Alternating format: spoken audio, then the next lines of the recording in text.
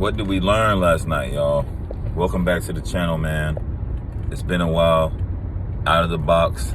Just a quick, brief moment in time to reflect on last night's boxing match.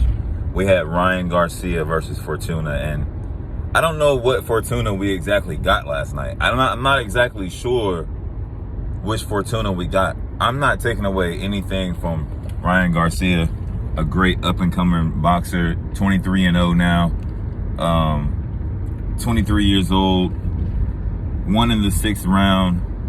This is supposed to be a coming out party for Ryan Garcia, and respectfully so, he gave a lot of credit to Fortuna's punching power, but man, you never saw Fortuna get started. The whole fight, you know, their talk was about Fortuna being a fast starter. Fortuna started the slowest I've ever seen. I've never seen Fortuna this scared to go toe-to-toe with anybody, and that speaks a lot to Ryan Garcia's power right there. Just the fact in itself that Fortuna changed up his style for this guy, that tells you it's a young lion that's on the rise. He's on the come up. Ryan Garcia was sharp. He was crisp. Man, look, it's time to start seeing Ryan Garcia fight somebody that's in their prime, like one of these dogs that's in their prime. You know what I mean? Apparently, we already know how Oscar De La Hoya did with Canelo, protected Canelo, didn't exactly let Canelo get the fights that he said he wanted, didn't let Canelo take any risk with his fights. And I don't know, man, if Oscar doesn't give Ryan Garcia the fights that he wants, you're looking at some dissension between the two. You're looking at some dissension between Golden Boy and Ryan Garcia's camp, because the kid wants to fight in the big show. He wants to fight the top dogs, the same guys he's been sparring and fighting in amateurs, and you know, he wants to be on that same path with those guys, with those greats. And the only way in this sport you can become great is by beating the greats. You know, it's not like in other sports where you just win and that's all that matters. Boxing is all about beating the top guys to be the top guy. You got to beat the man to be the man. That's a boxing statement. That is what boxing is built off of. That's the history and the foundation of boxing that I grew up on anyway. You want to see boxing get back to that. You want to see guys like Ryan Garcia in their primes calling out other guys that's in their primes like Tank Davis, so we can get the best against the best, man. This is how boxing can get back on top of UFC, a company, a sport who puts together the best cards. Man, the UFC has been on top for the last few years with the cards, with not making us wait to see guys fight. And this is the only way that boxing can get back. Literally the only way to bring boxing back to the forefront where it's mainstream. It's to have mainstream guys like a Ryan Garcia that's willing to call out names, that's willing to say, hey, I want Tank. Hey, I want Loma. Hey, if I can't fight Tank and Loma, give me T.O. Like, yo, this guy right here, man, this guy gets it. And, you know, at first I'm wondering, is this him talking because he already knows Oscar De La Hoya and Golden Boy won't let him just make his own fights? Or does he know he has enough superstar leverage to where he can break the mold and force these guys to allow him to fight these tough fights? Because obviously most promoters want their top fighters to stay with a great record, because it makes them shine. It makes the promoter shine when the boxer is going down the quote-unquote correct path. You know, and a Ryan Garcia, we need about 3 or 4 more of those. I mean, a guy that's going to, after he lays a dude on the mat, is going to say, give me the next best guy.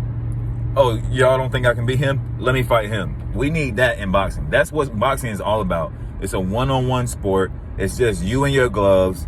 That should be reflected by the behavior of the sports, of the athletes involved. You know what I mean?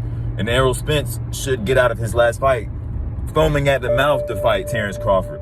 A Terrence Crawford should be foaming at the mouth to fight an Errol Spence. Why?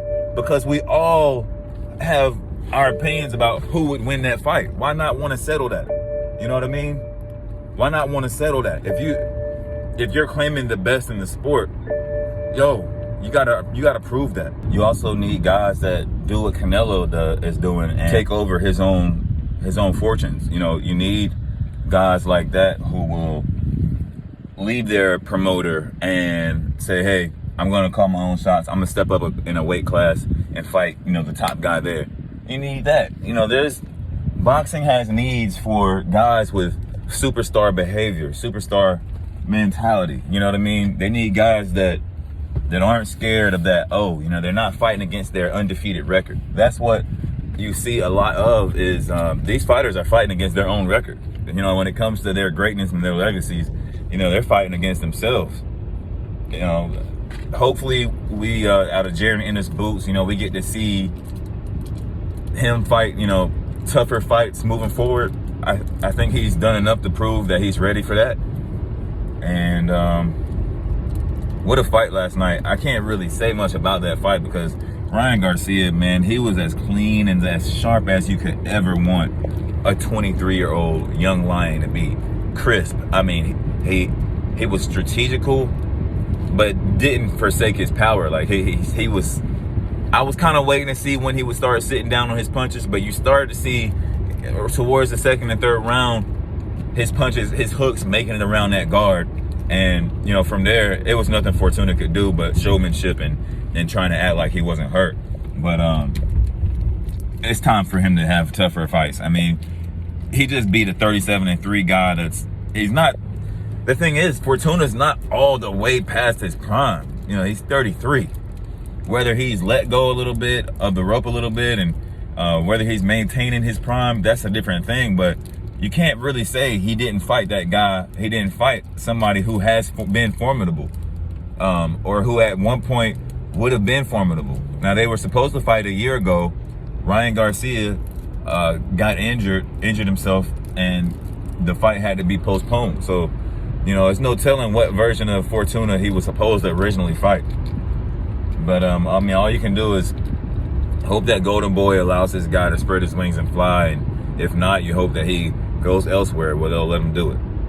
That's pretty much all there is to it. But boxing is back, bro.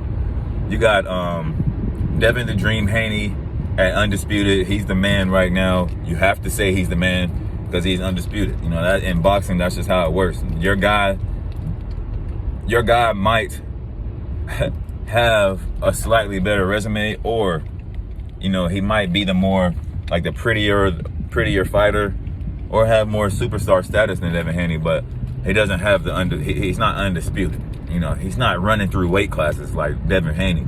You want to see all these guys push up to 140 and start to tackle that weight class while those guys that are there are still young and in their prime. That's what you want to see, man. Cut out all these weight classes.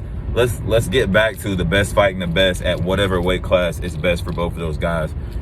Weight class should be the only thing that we're even discussing in negotiations. You know, you can just kind of see it. Like, does Ryan Garcia care about the purse? I'm sure he does. I'm sure he cares about the purse, but Ryan Garcia gets a lot of money anyway. So for him, it has to be shutting up the naysayers, you know, making the doubters look stupid, and at the same time getting to the bag as well. As in this sport, you only have a certain amount of time to do so. But it's good to see boxing back. It's good to see ESBC staying current with what's going on. They revealed that Ryan Garcia is on the roster. They revealed his character model that looks amazing. It looks stunning. It looks highly detailed. If they've scanned anybody, 1000% they scanned Ryan Garcia. So, video coming on that later too, by the way. We're just hoping that the sport continues to grow into something that the next generation wants to see. We need to see, as far as, like, you know, the high schoolers these days, they need to see a Ryan Garcia and Tank Davis. You know, the world is kind of knows who Tank Davis is. Now you have to match him with somebody like a Ryan Garcia it'll just throw the doors open for the sport. And that's what we need. And hopefully we get that. Hopefully these promoters aren't bullshitting around and we can see the fights. Finally see the fights, because there's almost no other fights left, man. There's no other fights left for these guys. They have to fight each other now. It's crazy that the fans have been begging for this for so long, and boxing's finally getting back to that point. But appreciate y'all watching, man. Hold it down. I'll be back. Ryan, over here. The other way. The other way. Over here. Hey, I'm Keith Eidig from BoxingScene.com. Congratulations on your win. You mentioned in the ring that you're done entirely with 135 pounds. Do you think that do you think that Tank will want to fight? I know he's fought at 140 once. Do you think that's a potential obstacle toward making the fight if you have to have it at 140? No, I think he'll be more comfortable at 140. He's had problems making weight in the past, so any jump in weight probably will help him, if anything. Thanks. Manuk? Ryan over here. You mentioned that you're going to be transparent in the negotiations of this fight several times leading up to this promotion. Your purse was reported as $2 million for this fight. What is the number you're looking for as far as cracking that nut to fight Davis? I'm not looking for a number in particular. I'm sure it will be a lot of money. I'm just looking to make the fight happen. He said, see you guys at the end of the year, kind of a cryptic tweet right after the fight. Do you think he's warming up to the idea just as much, kind of like Spence and Crawford did, kind of you guys finally realizing this is the fight to make? I just can't believe, I just don't like that he just doesn't make things clear. You know, if he says see you in December, make things a little bit clear. Ryan, let's get it on. I mean, I feel like I'm very transparent in the way I talk. I call him out not because I'm thirsty. I call him out because that's generally what I want to do. So we'll figure it out with the teams and we'll make it happen. I want to do this for the people, and I know everybody wants this fight to happen. So I'll be putting my whole heart to try to make this fight. Joseph Hammond, Round by Round Boxing. Congratulations on your big win tonight. If the Tank fight can't be made next because of the politics of boxing, would you say at 140 there may be some titles that are open up with Josh Taylor moving up? What would be the next best thing for you if the Tank fight doesn't have a next because of politics, not because of your best efforts? So you said hypothetically, if that fight for some reason doesn't happen, which I don't see that happening, but if it doesn't happen, then I want to fight Teofimo Lopez at 140. Okay. Miguel? Hey, Ryan. First of all, man, congrats on the victory. How satisfying was this victory? You predicted that you would get the knockout. We thought he would give you a run for your money. And what are you going to do on your end to make the fights with either Teofimo or Tank? I mean, do things how you're supposed to do them. Just contact with your team, make sure that they let them know that we want to fight, and then they send an offer or we send an offer, and then we figure it out. I can't really I can't really explain it perfectly because that's something that Lupe or Golden Boy would have to try to work out.